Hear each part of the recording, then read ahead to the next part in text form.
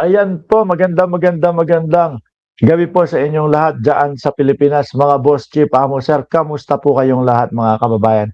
Ganap na alas 9:46 ng gabi dyan sa Pilipinas at dito naman po ay alas 9:46 ng umaga naman po mga kababayan sa lugar na kinaroroonan po natin. So, halos parehas lang po yung mga numero pero ang kaibahan ay 12 oras po kami na late sa inyo mga boss. Kaya nauuna kayo. Ano po, kami ay 12 oras na nahuhuli ho. No? At ayan, i-shoutout ko muna mabilisan po no si Sir Archie Beroya, si Ma'am Elena Garcia, si Becca Marquez, si Lisela Mila, si Marge ng Cereza Force, sino pa? Si Dot Pintura, nandiyan na din po. Si Ma'am Delia Rosario, sino pa? Si Beth De Jesus, si Kuya G. David, nandiyan din po. At hello po sa lahat. No? Hello po sa ating lahat. Mabuhay po tayong lahat na matagal na at lalong mahal si Pangulong BBM. God bless. Sino pa? Buong Cereza Force family. Si Mirna Borboran at ayan.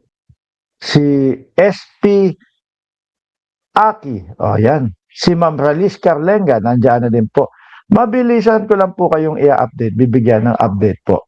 No? Doon sa tungkol po kay Mima Alicia, mga kababayan. At ito pong video ng ating kaibigan na si Takeru Miyamoto po, no? Ang ating magiging source. Dahil po ako'y naniniwala, mga kababayan, wala pong masihigit pa, no? O wala pong mas magiging first hand pa na mga impormasyon kundi po kay Takeru Miyamoto, kay Niolo, Boss Mike Cervera, kay Biyahe ni Koy na ngayon ay nandoon pa ho mga bossing sa kung saan po isinilang, pinanganak o nakatira si Mima Alicia sa Samar po mga kababayan. Yan po yung mga nag-asikaso at walang sawa at walang pagod na nakikipag-ugnayan sa mga kapulisan po, mga bossing. No? Kaya po, kung gusto nyo na mapanood ng kabuuan itong video ni Takeru Miyamoto na nag-update sa inyo, puntahan nyo lang po yung channel na Takeru Miyamoto. Doon po, walang putol. Okay? At paki-subscribe, paki-like na din po yung kanyang channel, mga bossing. Umpisahan na po natin, mga kababayan. Umpisahan na po natin, mga boss Chief Amo Sir, ito pong kwento ni Takeru Miyamoto, mga boss. Basta yun, di ba? Alam nyo naman, crime scene yun. Baka mamaya pag kinuha nyo, baka barilin kayo doon, di ba? Kaya, atras natin. Doon isang gabi pa, namumroblema na gusto na kasing kunin nung family ni Alicia yung mga gamit niya. Doon sa bahay, no, ng kanyang inuupahan kasama with the boyfriend. So, hindi naman basta-basta yun, di ba? Alam nyo naman, crime scene yun. Baka mamaya pag kinuha nyo, baka barilin kayo doon, di ba? So, maraming salamat kay Ay, ayaw So, kumbaga ho, mga kababayan, panigurado din po tayo. Meron pa din pong mga paligid-ligid, paikot-ikot, na mga nagmamanman, nagtitik-tik, lalo na kung alam nila na merong mga naiwan na posibleng magamit sa kanila, no? Para matuntun yung mga mismong mastermind. Iniikutan pa din nila yan. Nagbabaka sakali na baka meron sila, baka makuha nila at payagan sila, no? Na makuha yung mga gamit na makapagpapatibay na sila ang matutunton, na sila ang gumawa ng karumal-dumal na krimen sa kaibigan natin na si Mima Alicia. pabanggit nga pala. Sabi ni Dot Pintura, bumabalik sa crime scene. Ay, magpabanggit nga pala. So maraming salamat doon sa isang vlogger. No, doon sa isang vlogger na kaibigan natin. No, na siya nga po tumulong, no, para nga po makakuha ng Caloocan Police, para nga po ma-assist yung pamilya ni Alicia na makuha nga po yung mga gamit niya dun sa loob. So marami po nakuha sa loob ng mga gamit, Ayan. Mayroon pang mga bagay na hindi ko pwedeng sabihin na malaki po yung magiging epekto nito sa kaso nga po ni Alicia. Alam nyo, mayroon akong tanong kahapon no, na paano pag umuwi na yung pamilya ni Alicia? Sino na mag-aasikaso ng kaso niya dito?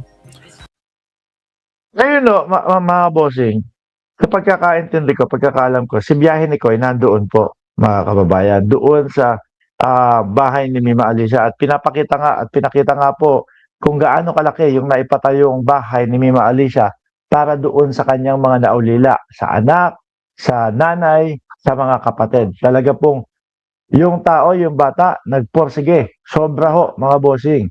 Nagporsige, from the scratch.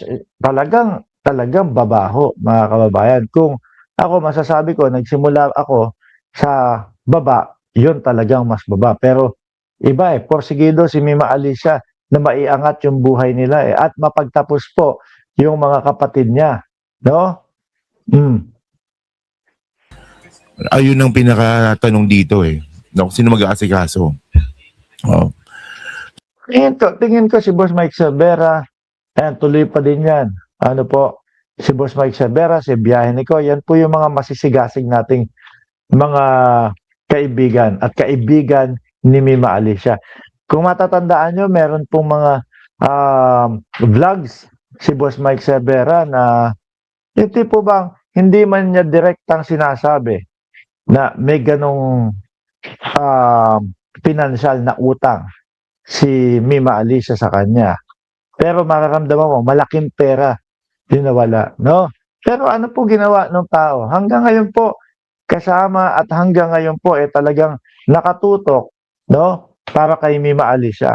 Kung iba-iba yan, baka bad trip yan. Kasi kunyari, 1.5 million, 1.4 million o 2 million yung nautang. Tapos, malaman mo yung ginawa na sabi nga ni Boss Mike Sabera, ginisa ako sa sarili kong mantika ni Mima. Pero tatawa-tawa lang, no? Yun ay yung humiram sa kanya ng pera para ipautang sa iba ng may tubo. Di ba? Kung iba-iba ho yan, wala na mga kababayan. Hindi na baka may galit. Alam niyo po, bahala ka na dyan. Ganyan nung ginawa mo sa akin. Pero tuloy lang po yung tao, no? Sa pag-aasikaso. Tsaka si ang alam ko po, inatang ng Pangulo ang pag-aasikaso kay Mima, kay Biyahe ni Koy. Kaya po nandiyan din, Ma'am Juby Sestina, si Biyahe ni Koy sa lugar o doon sa bahay ni Mima Alicia. At si Boss Mike Sabera naman, patuloy doon sa mga pakikipag-usap sa mga kapulisan po. So, by the way, no, kasi pwede ko namang sabihin, pwede ko na sabihin kasi meron na pong representative yung kabilang side nung nakuhanan po ng gamit. So, alam nila yon na nakuha na po. May nakuha po silang dokumento na pinautang po ni Alicia. Oo.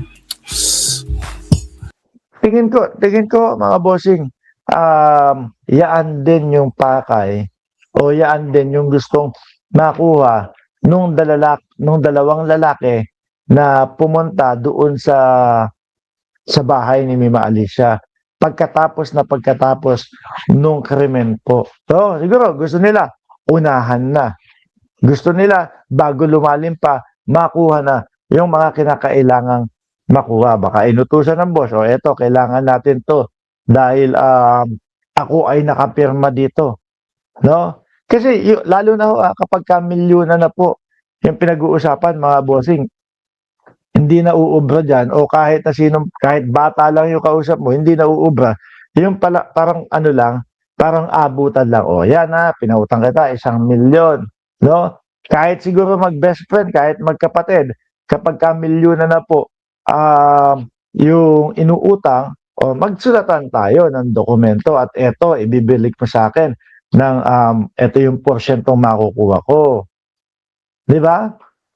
Tapos, siyempre, yun yung kopya ni Mima Alicia. Magkakapakitaan ng ID, magkakaroon ng kopyahan ng ID. O eto, para kung sakaling magkaaberya, mayahabulin ako. Yung pa, si Mima pa. Alam natin na matalino ho yun. Sir Tony Ninobla, tungkol ba sa utang yung pagpatay kay Mima Alicia, Boss Mike? Masasabi ko, base po doon sa mga nakikita at mga naririnig natin na ibinabalita po ni Tina B, nila Takeru Miyamoto, halos mga 78% to 80% po doon no? Yun po yung kinapupuntahan mga bossing 'Di ba? Selby, so shout out at Marin Loretta. Dapat ko sabihin dapat Pero madaldal po ako Sige na, sabihin mo na. Meron sila nakuha doon. Muli po kung gusto nyo makapanood ng buo at walang putol itong video ni Takeru Miyamoto, puntahan nyo lang po doon sa channel niya na Takeru Miyamoto channel, mga bossing, sa YouTube. Ay, Cheryl, hello. At yon, posibleng maging daan, no? Malaking pera. Wala nyo kung magkano. Magkano? Malaki. Nga pala, by the way nga pala, bago. Kundi ako nagkakamali, lalagpas na ng 2 milyon. 2.4 yung mga naririnig ko kay Niolo. Kung pa masabi ko mga bagay na hindi ko dapat sabihin. Okay, mamaya po huling nakuha na nila yung gamit. Nakuha na nila kahapon. At meron silang nakuha na posibleng mag-DDN dun po sa mastermind.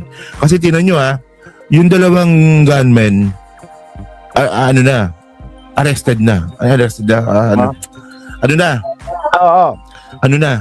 Identified.